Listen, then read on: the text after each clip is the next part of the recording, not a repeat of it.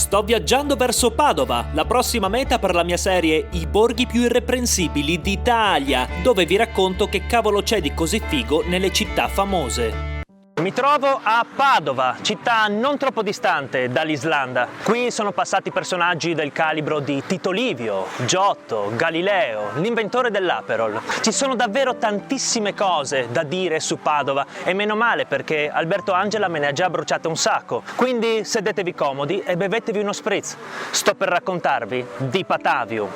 Che sarebbe Padova? Padova è una delle città più antiche del Veneto, si trova precisamente qui. La leggenda narra che venne fondata da Antenore, un antico principe troiano fuggito dalla distruzione di Troia, scusate il linguaggio. E caramba che sorpresa, Antenore è qui.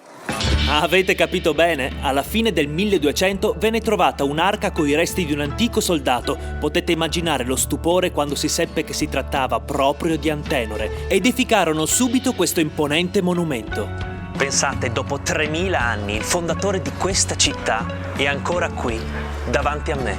Negli anni '80 fecero degli esami e si scoprì che in realtà nella tomba c'è solo un guerriero ungaro che non c'entra nulla, tipo risalente al IX secolo, insomma si tratta di un monumento a un tipo a casissimo. Due delle piazze principali di Padova sono Piazza della Frutta, dove, lo dice il nome, si trovano i vestiti, e Piazza delle Erbe, dove ovviamente si trova la frutta che doveva stare in Piazza della Frutta, ma allora fate un po' quello che volete. Nelle due piazze, che sono adiacenti, si svolge uno dei più grandi mercati d'Italia. In mezzo alle piazze c'è il Palazzo della Ragione, edificio del 1200, e sotto al Palazzo della Ragione vi stupirò. Ancora mercati, il mercato coperto pieno di cibo padovano DOC. Considerando che queste sono le unità di misura che usavano all'epoca, non c'è da stupirsi che poi gli edifici venissero storti. Salgo al Palazzo della Ragione, posto dove venivano giudicati i cittadini. Vi farei vedere i magnifici affreschi di Giotto all'interno del salone, ma sono arrivato tardi di 600 anni, perché sono andati bruciati in un incendio.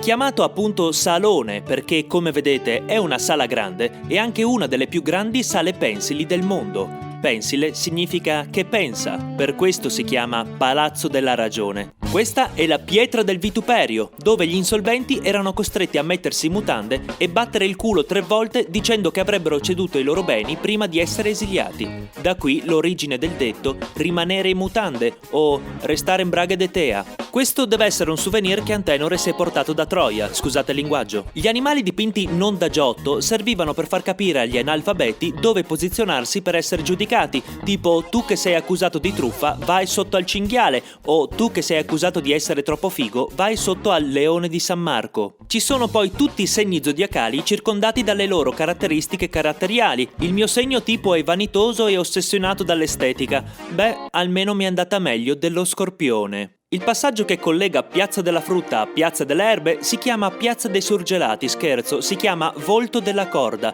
perché qui venivano appesi i mercanti imbroglioni a 4 metri d'altezza e poi lasciati cadere per terra. Non sembra più così male stare in mutande sulla pietra del vituperio. Ringraziamo Sant'Antonio per averlo proposto. Pausetta coi tramezzini caldi del Nazionale e il mitico Spritz Aperol inventato a Padova. Per berlo mi sono avvalso di una controfigura, io lo prendo minimo col Campari. In realtà con Campari e Cinar, ma data la fila di persone non volevo rompere le scatole. Attaccata alle piazze c'è, ebbene sì, un'altra piazza, Piazza della Signoria. Forse vi ricordate di lei come Piazza dell'Orologio Astronomico. Questa torre dell'orologio è stata costruita dai veneziani, Leone di San Marco. Anche qui lo Scorpione fa lo stupido e invade tutto il mio spazio. C'è chi dice che manchi la bilancia per rispettare il calendario preromanico e chi dice che fosse un'arguta frecciatina del costruttore perché era stato pagato meno del pattuito, quindi signora mia non c'è giustizia a Padova. Proseguendo arriviamo al Duomo. Esteticamente il Duomo è molto simpatico. La vera chicca si nasconde nel battistero, adattato a mausoleo dei signori di Padova Carraresi, Francesco e Fina, qui immortalati con l'amico di tante bevute, Petrarca. Fina volle una cosa sobria e commissionò gli affreschi a Giusto de Menabuoi. Decise che tutti i suoi beni fossero spesi per la decorazione di questa tomba. Sono sicuro che in questo momento sia in paradiso. A parte qualche raffigurazione old style come sulla cupola, con Gesù tutto serio al centro e Maria che ha appena raggiunto lo stadio di Super Saiyan God, Menabuoi è uno dei primi che tenta di inserire personaggi in dei paesaggi,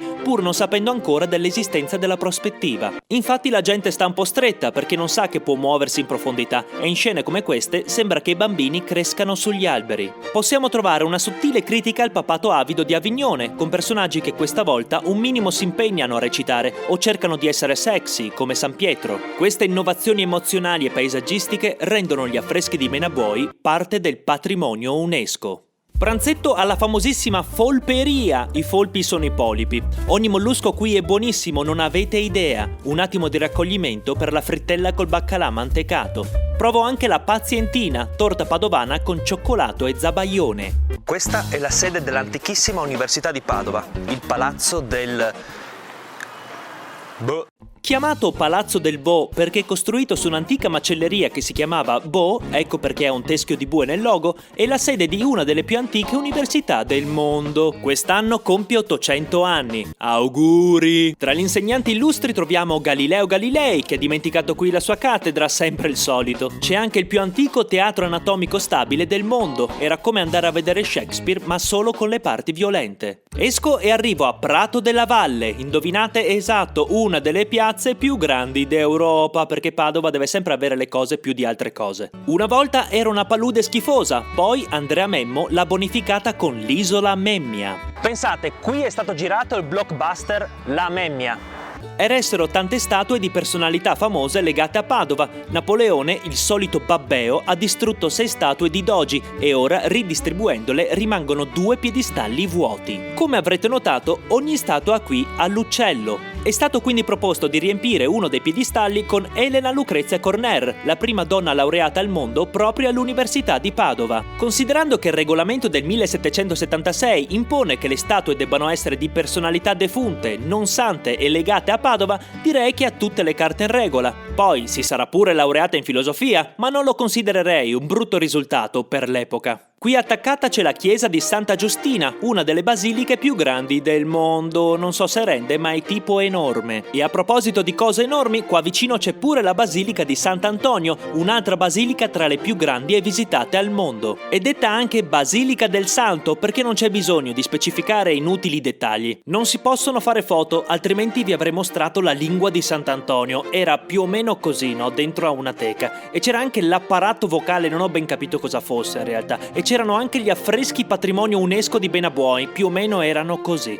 Un palloncino a forma di diavolo prende il volo davanti alla basilica. Qui fuori una scultura di Donatello, è un condottiero che combatté con la Repubblica di Venezia conquistando Verona. Si chiama Gatta Melata. No dai scherzo, si chiama Giuseppe. Vado a cena al Bacaro Padovano perché voglio mangiare le cose di Padova. Qui va tanto il pollame, quindi dopo buoni vini e formaggi che devo sempre assaggiare, trovo un pasticcio coi fegatini, bigoli al ragù bianco con gallina e faraona, baccalà alla cappuccina con cannella e noce moscata, pollo in saor, fritto misto e la figassa col passito. Viva la figassa padovana! Mi trovo davanti all'antichissimo Orto Botanico di Padova e dato che sono venuto a fare un documentario, è chiuso in manutenzione.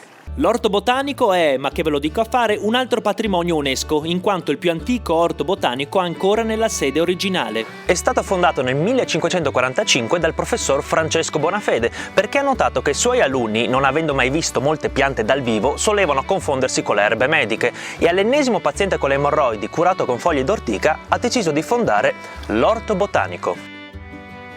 Dato che sono un intellettuale, pausa caffè all'ottocentesco Caffè Pedrocchi. C'è la sala rossa, la principale, quella bianca con ancora il proiettile sparato da un soldato austro-ungarico contro uno studente universitario ribelle nei moti del 1848, non puliscono spesso qui, e la sala verde, sala d'attesa dove non è obbligatorio consumare. Da qui il modo di dire essere al verde. Il Caffè Pedrocchi è con una cremina alla menta che mi piace molto. Mangio anche il ferro di cavallo, brioscina strana con la marmellata. Fino al 1915 il caffè Pedrocchi era aperto notte e giorno, quindi veniva chiamato senza porte. Un famoso detto dice che Padova è la città dei tre senza: il caffè senza porte, il prato senza erba e il santo senza nome. Ma adesso si tratta di una chiara fake news, perché il Pedrocchi ha palesemente delle porte, guardate amici di Striscia, sono evidenti. Il prato della valle ormai ha l'erba, eppure il prato, e se si va su Google Maps c'è scritto che il nome del santo è Antonio. Concludiamo con questa, ho lasciato il pezzo forte per ultimo. Qua dentro riconoscerete buona parte del vostro libro di arte. È la Cappella degli Scrovegni, affrescata dall'artista e imprenditore di pennarelli Giotto. Rinaldo Scrovegni fu un noto usuraio, tanto che Dante lo citò nell'Inferno, e probabilmente suo figlio Enrico pensò di espiare le sue colpe dando un sacco di soldi alle famiglie vittime d'usura, scherzo, affrescando un imponente mausoleo familiare dicendo che è per la Madonna. Giotto, già molto prima di Menabuoi, non solo inserisce personaggi in dei paesaggi, ma gli dona un'estrema emotività, cioè guardate questi volti, e guardate quelli di Menabuoi, guardate Giotto, e guardate Menabuoi. Giotto due spanne sopra, mi spiace. Magari a volte ci mette troppa enfasi, tipo gli piace tanto sta cosa dello strappare la tunica. Persino Gesù si fa prendere dall'emozione. Poi ci sono persone che fanno cose strane e che sono un po' particolari, ma Giotto ci piace anche per questo. Cappella degli Scrovegni, fiore all'occhiello del ciclo degli affreschi padovani del 300, patrimonio dell'UNESCO. Siamo giunti al termine del nostro viaggio, un viaggio che ci ha portato a scoprire le meraviglie di Patavium, che sarebbe Padova. Ora scusate, ma devo scappare. Non ho pagato il conto al caffè Pedrocchi, perché sono al verde, ma non al verde del caffè Pedrocchi. Quindi farò un salto al Palazzo della Ragione, batterò 3 volte le chiappe sulla pietra del Vituperio e sparirò in esilio per un po'.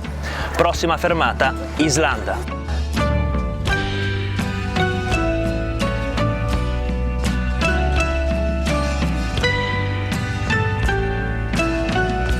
Giulia, basta con le sciocchezze, è ora che tu metta la testa a posto.